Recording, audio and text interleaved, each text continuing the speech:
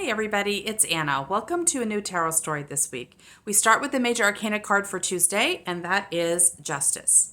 So this card shows a woman sitting in some kind of a throne, holding the scales, so showing an experience of balance. So when I looked at this card this time, I was struck by how similar it is to the High Priestess. The High Priestess is also sitting in front of a veil, right? So she's guarding the unconscious, right? That means there's something behind here, there's something underground, and she is holding the keys to it. So in the High Priestess, it's a 2 card, and this is a 2 card.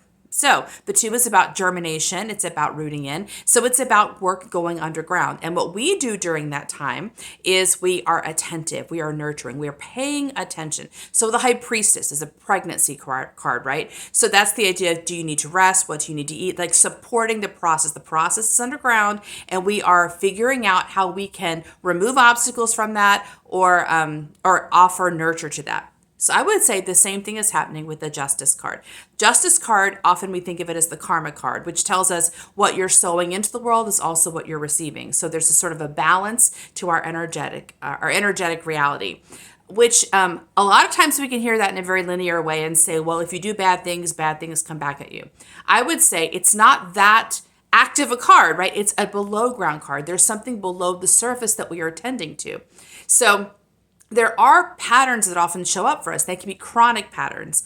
And so what this is saying is, are you noticing chronic patterns? Let's sort of settle into the soil and see if we can figure out what might be holding old patterns in place. So we're not going to go out and do good work. I mean, doing good work is good, but that's not what this card is about. It's not like, go be really nice to other people so you get nice things. It's about looking into the soil of your life. Where are old patterns stuck, and how can we gently remove them or, eliminate them?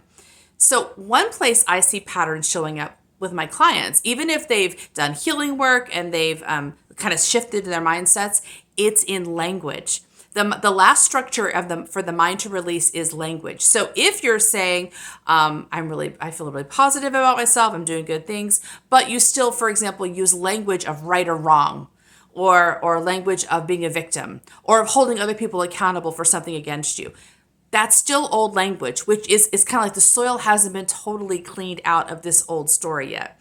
So one thing I do with my clients, and I do it for myself too, is I really pay attention to language. It's easy to think that language doesn't matter. We can say, oh, that's not what I meant. Like, for example, my husband yesterday was saying he felt bad about something. And I said, you feel bad about something? What have you done wrong?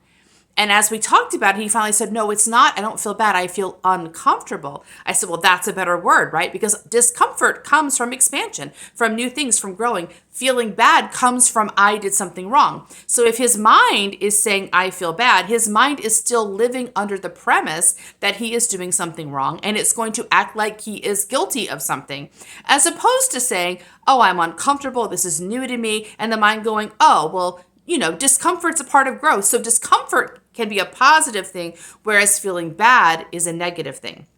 So we want the mind to use language that truly reflects what we believe and what we want to believe.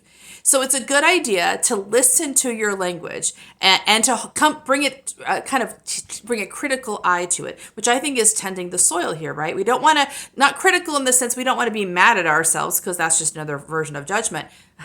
In a negative way, we want to do is be discerning. Like, how is this language? How is the way I tell the story of my life locking me into something? Like when people talk about mistakes they made when they were younger, right? And I always challenge that too. Like, well, why does it have to be a mistake? Maybe it led to something we didn't want, or led to something that surprised us, or some painful experiences. But mistakes imply that I am not trustworthy. So if my mind is telling stories about me making a mistake, my mind is training itself not to trust me.